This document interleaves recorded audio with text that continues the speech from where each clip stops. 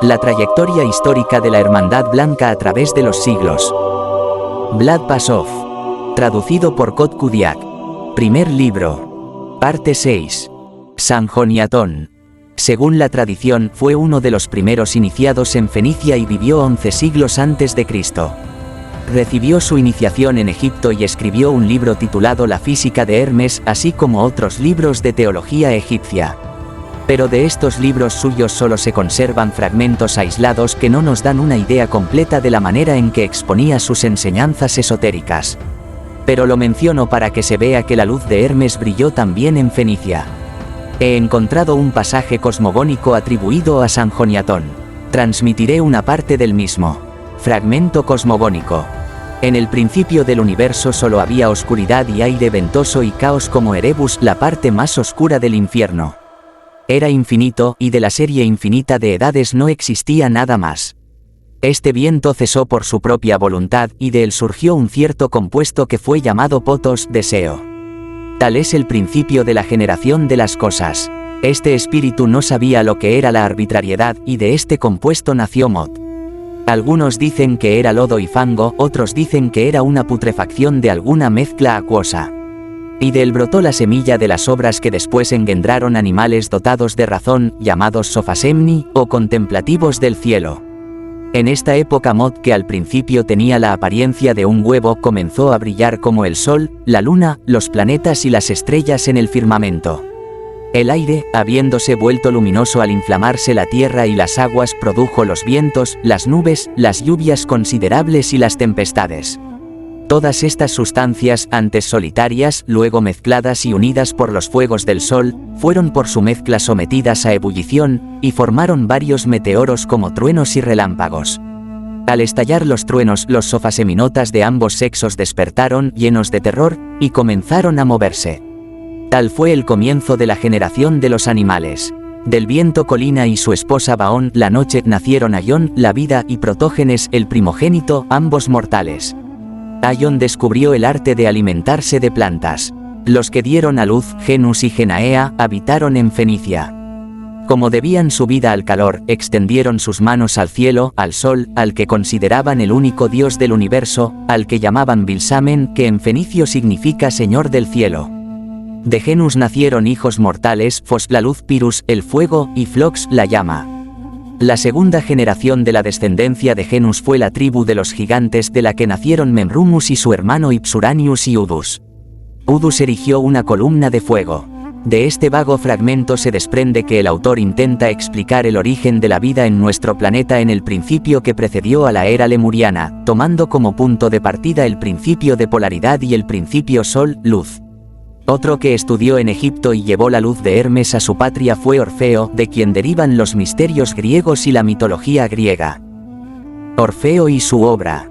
Orfeo, junto con Zaratustra, Hermes, Moisés y otros iniciados, fue sacerdote en el Templo del Sol en la antigua Atlántida. Y nació en Tracia aproximadamente 13 siglos antes de Cristo para dar impulso espiritual a los habitantes de la península balcánica y, a partir de entonces, a toda Europa. Los templos de los misterios han existido en la península balcánica desde tiempos inmemoriales, centrados en el macizo de Rilo, Rodope, con el pico de Musala en su centro. El maestro dice que, en Musala, en su región etérica, está la más antigua escuela oculta de la tierra, donde los iniciados de la India, Persia, Egipto y todos los misterios y escuelas orientales han venido a estudiar. Pues Musala nunca se ha hundido bajo el agua. Y Orfeo, habiendo nacido en Tracia, estaba impregnado de esa sabiduría que brotaba de los santuarios ocultos diseminados por el macizo de Rilo, Ródope. Y por eso la tradición dice que era hijo de una sacerdotisa del templo de Apolo. Por eso se sintió atraído desde muy joven por la sabiduría que se esconde en toda la naturaleza, atraído por el misterio que se oculta tras las cosas visibles. Era de naturaleza poética y musical, vertiendo su pensamiento en música y poesía. Por eso cuentan las leyendas que hasta las bestias de las montañas se detenían a escuchar su música mágica. Bajo la influencia de este misterioso santuario de los montes Rila, Ródope, en diversos lugares de Tracia y Grecia y por toda la península balcánica se erigieron templos, la mayoría en las montañas. Los santuarios llevaban los nombres de diversos dioses, pero todos estos nombres conducen al dios único, al verbo solar, que se manifiesta a través de Zeus, Apolo, Dionisio, Urano y Cronos. Junto a estos templos había otros dedicados a la diosa Hécate, la luna que se había desviado del camino recto y se había entregado a la magia negra, y libraba luchas y guerras con los dioses solares. Junto a estos templos, santuarios locales en las costas de Grecia y de toda la península, llegaron colonizadores de las diversas civilizaciones orientales, hindúes, persas, asirio, babilonios, egipcios, etc. Además, muchos de los habitantes de estos países se asentaron en el interior de Grecia y Tracia. Todos ellos trajeron consigo sus deidades, sus religiones, sus culturas y costumbres que, al entrar en contacto con los nativos, fueron influyendo en ellos.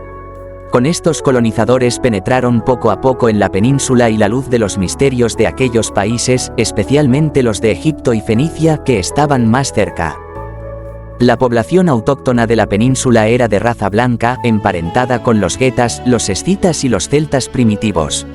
San Ibs d'Albeider dice que esta raza pertenecía a la familia eslava, a la que también pertenecían los tracios, de los que descendía Orfeo. Y d'Albeider dice que el espíritu creador de la antigua Hélade se debió al elemento eslavo que había en ella. Esta raza se mezcló posteriormente, como he dicho, con los diversos colonos y colonizadores que llegaron de Oriente, y de ella se formó la nación griega, con su peculiar lengua, mezcla de celta primitivo, zen, sánscrito y fenicio. Los dioses masculinos Zeus y Apolo, el dios del sol, reinaban sobre las divinidades locales. Según Fabre d'Olivier, la poesía fue inventada por el dios Olen. Este nombre en fenicio significa el ser universal. El nombre Apolo tiene la misma raíz. Olen significa el Padre Universal. Y originalmente en Delfos adoraban al ser universal con el nombre de Olen. El culto de Apolo fue introducido por un sacerdote, amante de la innovación, bajo la influencia de la doctrina del verbo solar que vino de Egipto. Esta reforma asemeja al Padre Universal a su doble manifestación, la luz superfísica y el sol visible. Pero esta reforma no fue más allá del santuario. Orfeo, sin embargo, dio nueva fuerza a la doctrina del verbo solar conocido como Apolo, reviviéndola con el misterio de Dionisio. Edward Sure dice, la luz de los misterios había penetrado en Grecia y Tracia antes de la aparición de Orfeo. Pero Orfeo fue el genio de la Grecia espiritual, el despertador de su alma divina. El impulso misterioso que Orfeo transmitió a Grecia fue transmitido por ella a toda Europa. Nuestra época ya no cree en las bellezas de la vida. Sí, a pesar de todo, conserva para esta belleza un recuerdo profundo, una esperanza secreta e irresistible, se debe a ese genio sublime e inspirado, el gran iniciado de los misterios, el bisabuelo de la poesía y de la música, el descubridor de la verdad eterna. Orfeo nació en Tracia de linaje real y se distinguía por un aspecto maravilloso y encantador. Entonces llevaba otro nombre que la tradición no nos transmite. Su melodiosa voz producía un extraño encanto. Hablaba en un lenguaje poético y parecía inspirado. Su cabello rubio, orgullo de los dorios, caía en ondas doradas sobre sus hombros. Y su voz musical le daba contornos suaves y tristes. Sus ojos azules oscuros y profundos brillaban con poder, dulzura y magia. Los feroces tracios rehuían su mirada. Pero las mujeres lo adoraban y enloquecían por él. De repente desapareció de Tracia, dirigiéndose a Samotracia y de allí a Egipto, impulsado por la sed de adquirir sabiduría y conocimiento. Habiendo aprendido los secretos de los misterios egipcios, al cabo de 20 años regresó a Tracia con el nombre de iniciado en los misterios que se había ganado al pasar por todas las pruebas e iniciaciones, y cuyo nombre le habían dado sus maestros como signo de la misión que tenía ante sí. Ahora se llamaba Orfeo o arpa, palabra fenicia formada por las sílabas aur, luz, y orofae, curación, que significa, el que cura con la luz. Antes de su muerte le dijo a su discípulo amado, por amor me vestí con una túnica de lino, haciendo voto a la gran iniciación y a la vida ascética. Por amor entré en los misterios de la magia y me dediqué a la ciencia divina. Por amor atravesé las cuevas de Samotracia, los pozos de las pirámides y las tumbas de Egipto. Busqué la muerte para encontrar en ella la vida, y más allá de la vida vi las esferas transparentes, vi el éter de los dioses. La tierra abrió su abismo ante mí, los cielos sus templos resplandecientes. Arranqué la ciencia oculta bajo las momias. Los sacerdotes de Isis y Osiris me revelaron sus secretos. Ellos solo tenían a estos dioses. Yo tenía por dios a Eros, el amor. Inspirado por él, hablé, canté y conquisté. Gracias a él dominé la palabra de Hermes y la palabra de Zaratustra. En su nombre pronuncié la de Júpiter y Apolo. El santuario más antiguo de Júpiter estaba situado en la alta montaña que dominaba Tracia y Grecia. Originalmente, este santuario gozaba de influencia en toda Tracia y Grecia. Pero bajo la influencia de los predicadores de la religión de Hécate, esta influencia se debilitó gradualmente y el templo en la cima de la alta montaña fue casi abandonado. A su regreso, Orfeo se dirigió a este santuario. Los sacerdotes acogieron al iniciado egipcio en los misterios como a un salvador. Con su ciencia y entusiasmo, Orfeo arrastró tras de sí a la mayoría de los tracios, transformó por completo la religión de Baco y frenó a las bacantes, siervas de la diosa Hécate. Rápidamente, su influencia se extendió por todos los santuarios de Tracia. Santificó el reino de Zeus en Tracia, el de Apolo en Delfos, donde sentó las bases de la corte del anfitrión, que se convirtió en símbolo de la unidad social de Grecia. Por último, con la creación de los misterios, modeló el alma religiosa de su patria. Fusionó la religión de Zeus con la de Dionisio en un pensamiento universal. Los iniciados en los misterios por su instrucción fueron dotados de la luz pura de las verdades sublimes. Y esta luz llegó al pueblo de forma más moderada, pero no menos benéfica, bajo el velo de la poesía y las festividades encantadoras.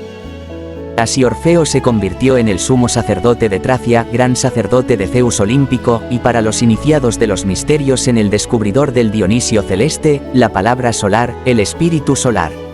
En la cima de la montaña sagrada, al pie de la cual fluye el río Ebra, ahora Maricha, ha existido durante miles de años un templo del gran ser, el gran dios.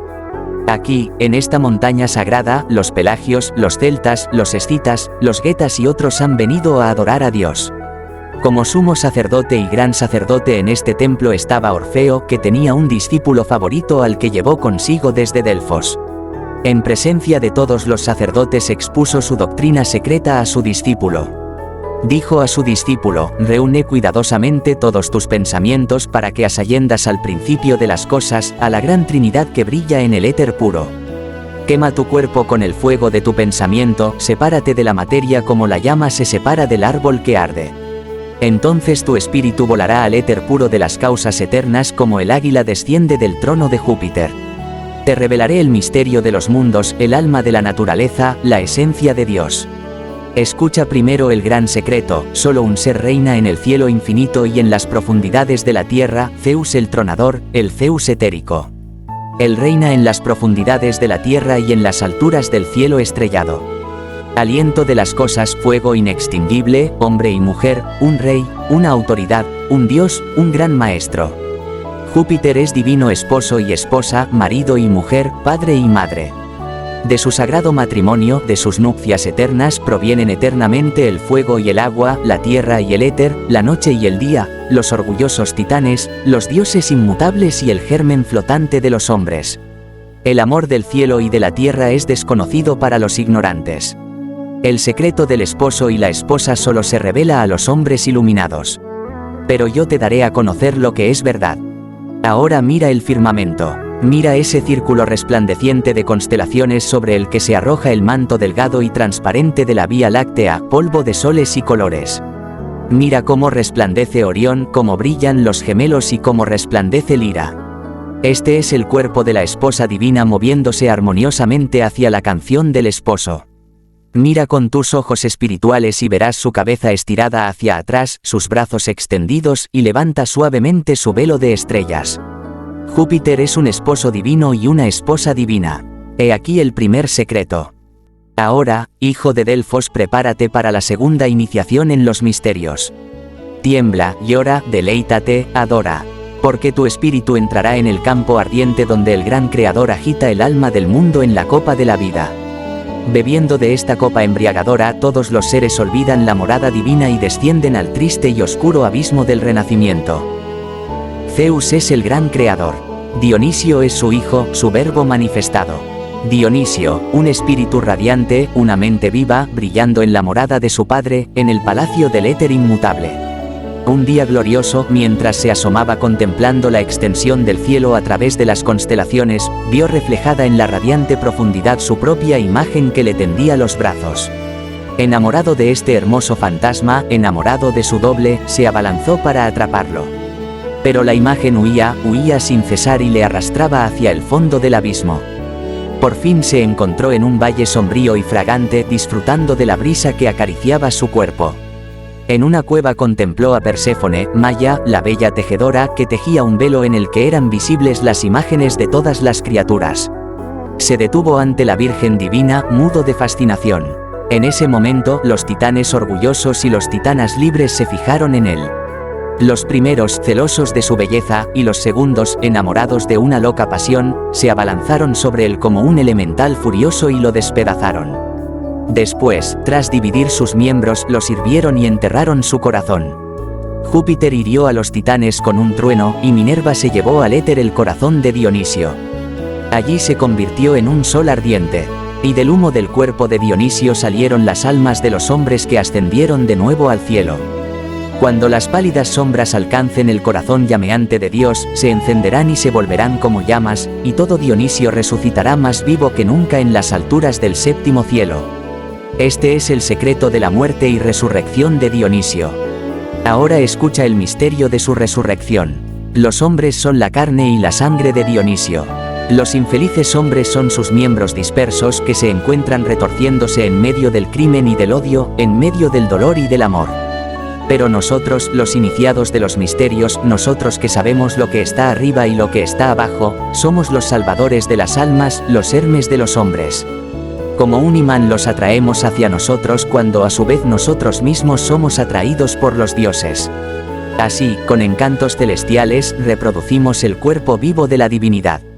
Nosotros que hacemos llorar al cielo y regocijarse a la tierra. Y como joyas preciosas llevamos en nuestro corazón las lágrimas de todos los seres para convertirlas en sonrisas. Dios muere en nosotros y renace en nosotros.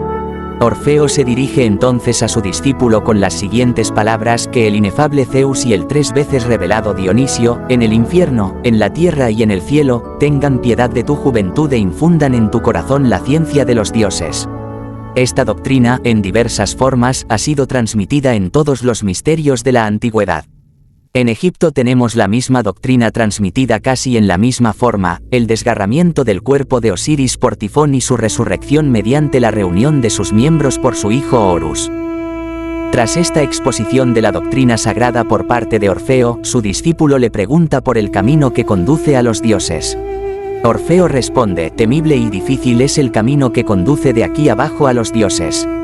El camino comienza con un sendero florido, luego viene una colina terrible, y después las rocas, visitadas por el trueno y rodeadas de precipicios interminables. Esta es la suerte del vidente y profeta de la tierra. Por lo tanto, querido hijo, quédate en el camino florido del campo, y no busques lo que hay más allá.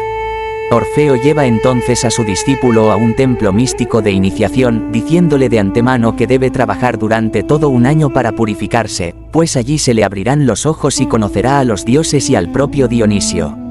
En este templo Orfeo vuelve a revelar muchos secretos a su discípulo en presencia de muchos iniciados e iniciadas, y después de esta larga conversación les dice que canten la canción, Eboche. Todos cantan esta canción sagrada y todo el templo y todo el valle aúlla con ella. Edward Sure dice, el grito, Eboe, que en realidad se pronunciaba Gee, Bo, Gee, era el grito sagrado de todos los iniciados de los misterios, en Egipto, en Judea, en Fenicia, en Asia Menor y en Grecia. Las 4 letras sagradas pronunciadas así, Yod, Bo, representan a Dios en su eterna unión con la naturaleza. Abarcan la totalidad de la existencia divina, la vida y el universo. Yod, Osiris, significa la divinidad misma, la inteligencia, el creador, la paz eterna que se encuentra en todo, en todas partes y por encima de todo. Él representa la mujer eterna, Eva, Isis, la naturaleza, con todo su lado visible e invisible, y todas las formas fecundadas por Dios. La iniciación superior en los misterios, la de las ciencias divinas y las 4 artes, corresponde a la letra Yod. Otra serie de ciencias correspondía a cada una de las letras de la palabra Yahvé tal como Moisés la pronunciaba. Orfeo había conservado las ciencias que correspondían a la letra Yod, Zeus, Júpiter y la idea de la unidad de Dios, los primeros iniciados de los misterios, tratando de interesar al pueblo con este misterio a través de la poesía, la música, las artes y los símbolos vivientes. Y así el grito de Eboé fue proclamado abiertamente en las fiestas de Dionisio, donde además de los iniciados de los misterios, eran admitidos aquellos que simplemente aspiraban a ser iniciados de estos misterios. Ahí radica toda la diferencia entre el caso de Moisés y el de Orfeo. Moisés y el de Orfeo. Ambos son seguidores de la iniciación egipcia en los misterios y poseen la misma verdad, pero la adaptan en direcciones diferentes. Moisés glorifica estricta y fervorosamente al Padre, al Dios masculino. Confió el conocimiento de los misterios a un clero escogido y sometió al pueblo a una disciplina implacable sin revelarle ninguno de los secretos. Orfeo estaba enamorado de la naturaleza y glorificaba el nombre del Dios que se encuentra en ella y al que deseaba hacer manifiesto en la humanidad. Por eso el grito de Eboche se ha convertido en un grito sagrado en todos los misterios de Grecia. Durante las fiestas en este templo místico, Orfeo habla a los iniciados y a su discípulo amado y les dice: escuchad las verdades que no deben ser dichas a la multitud, que son el poder de los santuarios. Dios es uno y siempre como Él mismo. Él reina en todas partes, tanto en el cielo como en la tierra. Pero los semidioses son innumerables y diversos, pues la divinidad es eterna e infinita. Las más grandes son las almas de las estrellas. El sol, las estrellas, la tierra y la luna, cada cuerpo tiene su propia alma, y todos descienden del fuego sagrado de Zeus, la luz primordial. Estas grandes almas gobiernan la gran creación con sus movimientos correctos. Cada planeta en movimiento atrae a su esfera etérica escuadrones enteros de semidioses o almas resplandecientes que una vez fueron hombres y que, habiendo descendido con gloria por la escala de los reinos, han vuelto a ascender a través de los ciclos del desarrollo para salir por fin del círculo de las generaciones terrestres. A través de estos espíritus divinos Dios respira, se mueve, se manifiesta. Son el aliento de su alma viviente, rayos de la inteligencia eterna. Comandan el ejército de espíritus inferiores que mueven los elementos. Gobiernan los mundos. Lejos y cerca nos rodean y aunque son inmortales en esencia, se revisten de formas siempre cambiantes según los pueblos, los tiempos y los países. El malvado que se niega a sí mismo les teme. El hombre piadoso las venera sin conocerlas. El iniciado en los misterios las conoce, se siente atraído por ellas y las ve. Si he luchado por encontrarlos, si he despreciado la muerte, si, como dicen, he descendido a los infiernos, lo he hecho para frenar a los demonios del abismo, para poner la protección de los dioses sobre mi amada Tracia, para fundir la tierra con el cielo infinito, y que la tierra, encantada, oiga las voces divinas. La belleza celestial se encarnará en los cuerpos de las mujeres, el fuego de Zeus fluirá en la sangre de los héroes. El alma es hija del cielo. Cuando el alma desciende a la carne, sigue recibiendo inspiración de lo alto, aunque sea débilmente. Según Fabre d'Olivier, la palabra Tracia procede de la palabra fenicia raquiba, que significa espacio etérico o firmamento. Y para los iniciados de los misterios, el nombre de Tracia tenía un sentido simbólico y significaba la tierra de la ciencia pura y de la poesía sagrada derivada de ella. Así, esta palabra tenía para ellos un significado filosófico e histórico. Filosóficamente, significaba un país espiritual, un lugar de aprendizaje y tradiciones que prueban el origen del mundo a partir de la mente divina. Históricamente, el nombre recordaba el país de la raza donde el saber y la poesía dóricos, esos fuertes brotes del antiguo espíritu ario, habían brotado por primera vez, para florecer más tarde en Grecia, donde estaba el santuario de Apolo. En Delhi había una clase de sacerdotes llamados tracios. Eran los guardianes del conocimiento superior. La corte de los anfitriones estaba defendida en la antigüedad por una guardia tracia, es decir, por soldados iniciados en los misterios. Según la leyenda, Orfeo escribió muchos libros en los que exponía sus enseñanzas, pero se han perdido. Solo se conservan sus títulos y partes.